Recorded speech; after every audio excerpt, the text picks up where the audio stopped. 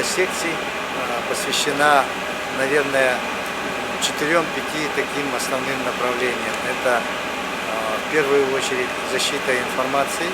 Менялись опытом по этому направлению. IT-компаний на территории России в этом направлении становится все больше. Они приняли участие, даже такая компания, как лаборатория Касперского, она стала информационным партнером от электронного правительства к информационному обществу. Понятно, да, что уже какая-то инфраструктура электронного правительства в регионах уже есть, а сегодня нужно думать уже о связи этого электронного правительства и самого общества. И эта вся взаимосвязь, она и будет называться информационным обществом. И проблемы этого обсуждались. Мы видим, что сегодня во главу угла еще становятся такие системы, новые системы, как система 112, безопасный город, система экстренного оповещения населения. Было очень много IT-компаний, которые представляли свою продукцию в этом направлении и обменивались опытом реализации таких проектов в регионах. Информатизация муниципальных образований.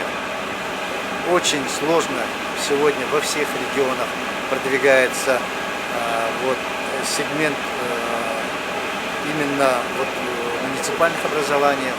Это во всех регионах, это никто не скрывает. Поэтому мы говорили о таких опыте по разработке нормативно-правовых актов в этой сфере деятельности нашей, и опыте работы по технологиям, по информационным системам муниципальных образований.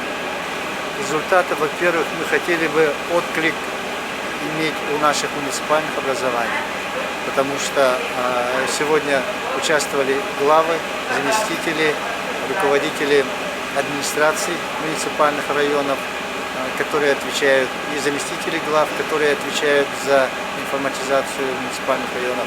Было бы очень здорово, если бы мы увидели какой-то, если не всплеск, а отдачу от муниципальных образований.